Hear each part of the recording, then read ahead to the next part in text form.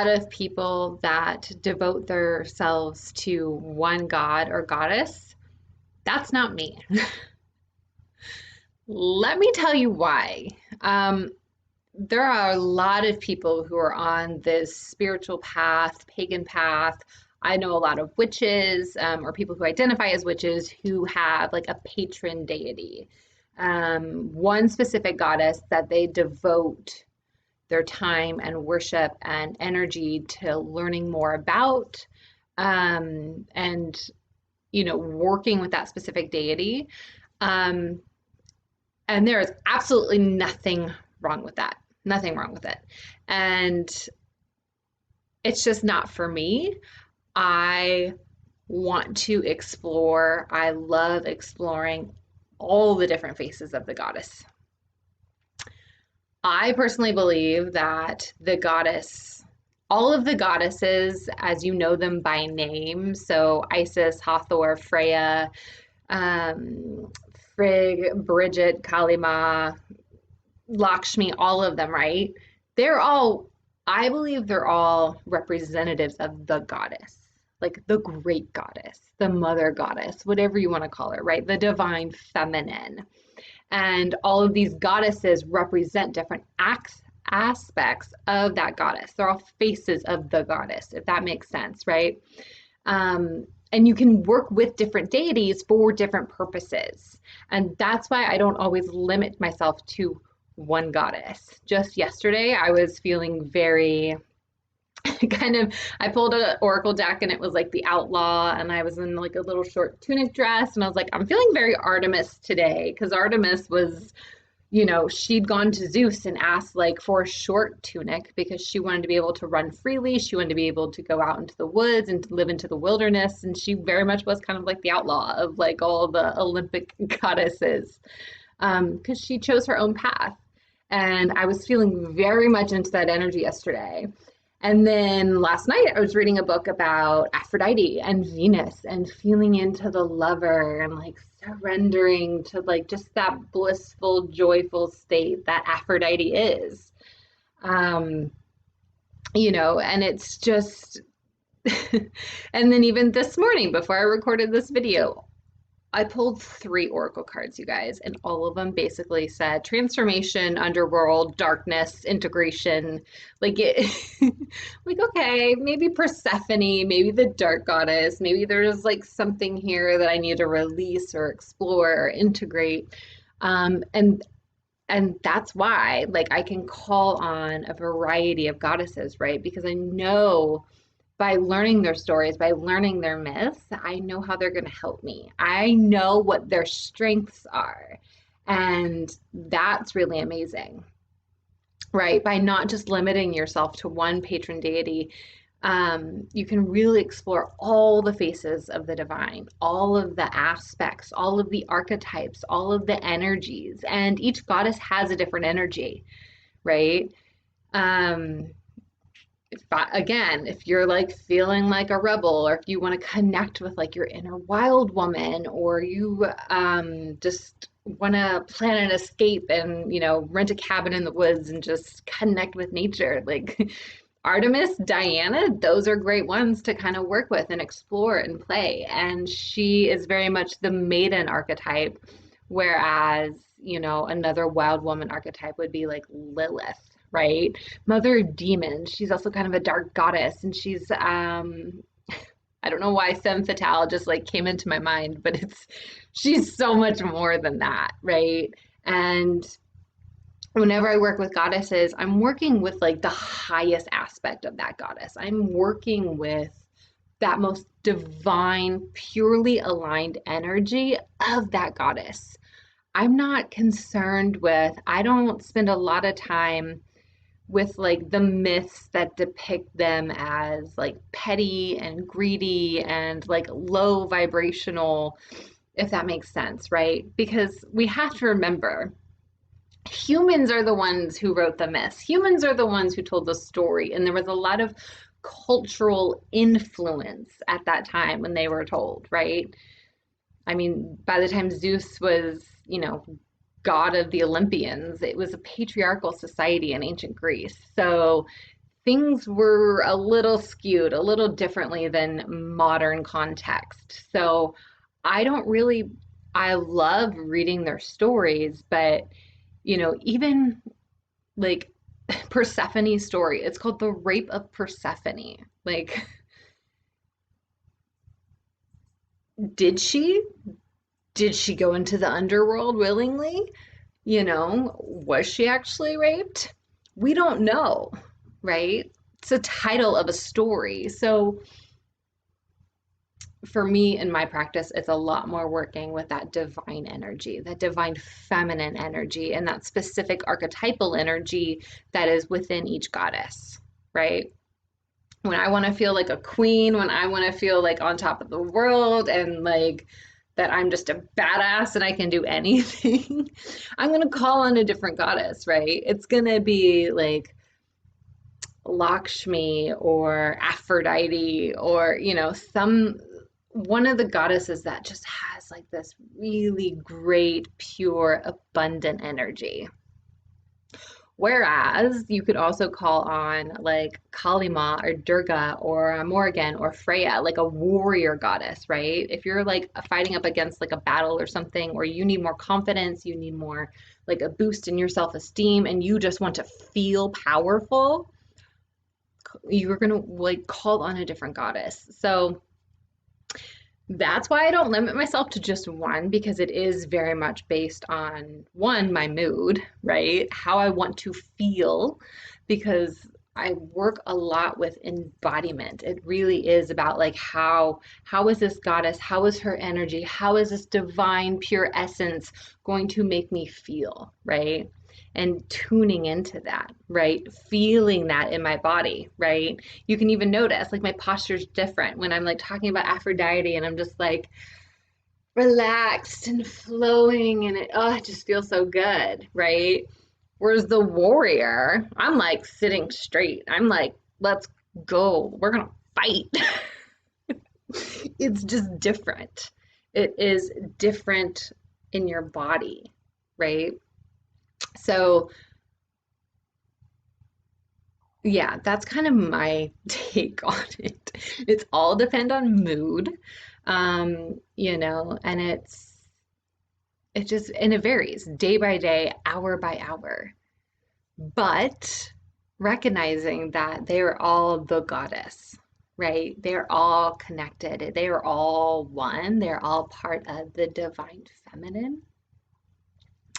I don't work with a lot of gods in my um, practice. I don't work with like divine masculine archetypes or divine masculine energy as much. I have in the past, I've worked with actually Pluto or Hades a lot, like that dark masculine energy, just to kind of be held and used as a mirror for my dark feminine. And that was really potent. That was really powerful, and extremely supportive and helpful. But and and keep in mind, like we all have masculine, feminine energy, right? For me personally, it's like I grew up not only reading myths, but like, I mean, they were all about gods, right? I know more about Zeus and Apollo, like, since I don't know, but before I was a teenager than I ever did about Aphrodite or Artemis or any of those. I feel like male deities stories are more prominent. There's more of them. Um, so yeah, I've kind of been on this like lifelong search for the feminine face of the divine, right? Because I've been, I grew up in a very religious household and it was always God. It was like, and God was masculine. And yeah, so I've committed the first 20 years of my life to that. Now the next 20 are for the feminine. But that's not to say that you can't. I know that there's plenty. I mean, honestly, it's you do what feels right to you, right? Um, Hades, Pluto, Ceranos. Ceranos, I hope I'm saying that right. like the Celtic horned god. I've worked with him a little bit, and like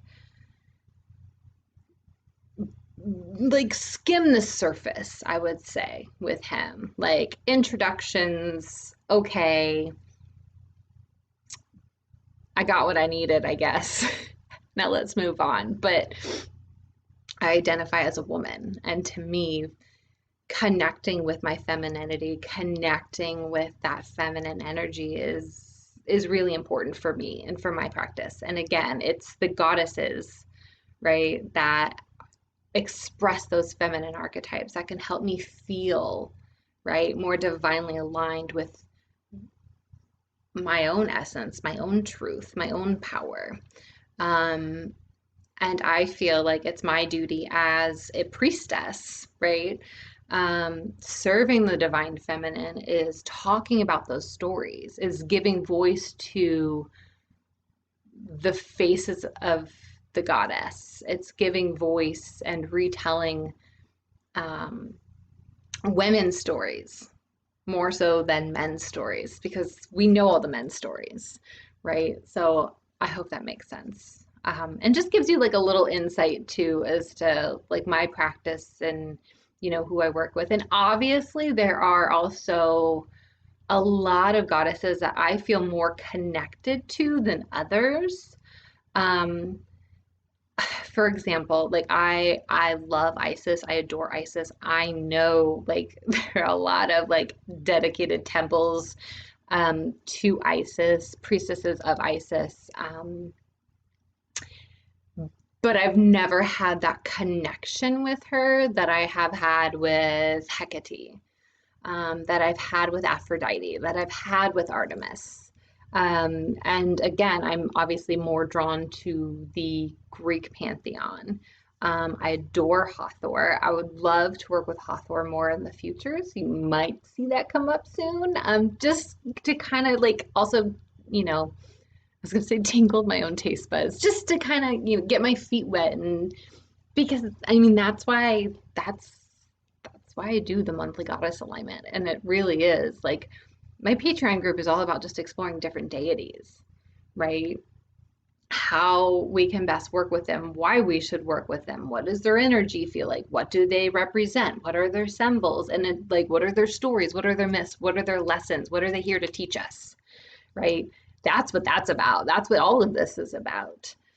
Um, and that's, all of those things. It's so much fun for me to learn and to research and really dig into. For me, I obviously feel things a lot more. What is that, like clairsentient?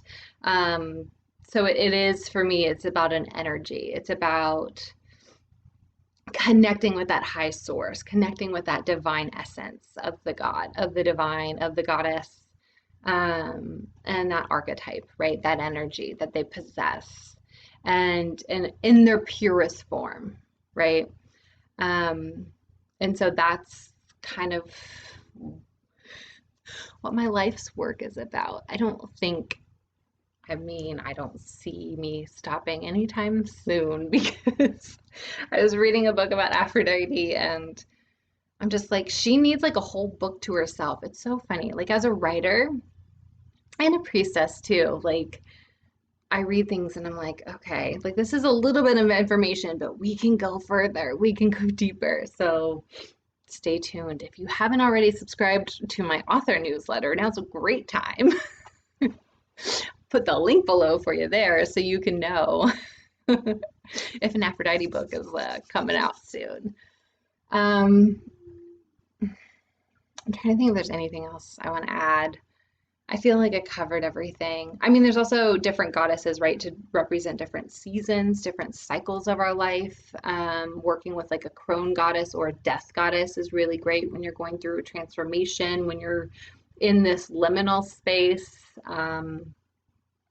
You are like in an up level or like a rebirth process, right? Working with crone energy, working with the dark goddess, working with witch, all of that like transformative cauldron, yeah, death and rebirth. versus like when you're bringing something to fruition, right? When you want to call in the mother, when you want to birth something out into the world, that's a very different energy. So there's different goddesses for different purposes. There's also different goddesses that represent different elements too, right? One of the archetypes I explore within my book, Feminine Archetypes, is the hearth keeper. And she's essentially the keeper of the eternal flame. She is the source. She is the tender to that inner fire, right? So obviously fire is a big element. There's also water deities. There's also sky deities, solar deities, moon deities. Like it's you know kind of whatever you're called to, right? You can kind of explore. And I guess one last thing I did want to note too is that like through exploring a lot of myths and goddesses and um, things that were written down, things that we can kind of go off of. I mean, obviously they're myths. A lot of them are the same. You see a lot of similarities, like even between Inanna and Ishtar and Astarte and Venus and Aphrodite. Aphrodite and her lover Adonis, and then is very similar to the story of Inanna and Dumuzi, like her shepherd. Um, Basically, like this goddess falling in love with a mortal, and then him being like taken to the underworld for half the year. I see a lot of similarities in Freya and Aphrodite, this like passion, this love and war kind of representations. Yeah, and it's fun to like pull those similarities to like kind of weave together all of these things that truly do unite them, right? Hence why I feel like they are just faces of the goddess, right? Call her whatever you want. Call her, if you just have a patron deity, right? Call her Hecate or Diana or Morrigan or Isis, right? But it's just one face. It's just one side of the same coin. It's how I kind of look at it, right? But they're all the goddess. They all represent the goddess and in her many expressions. So yeah, I think I'm gonna leave that there. So thank you all for joining me. I hope that clears it up. If you also, I want to know, basically, do you have like a patron deity? Who do you worship or devote your time to learning about?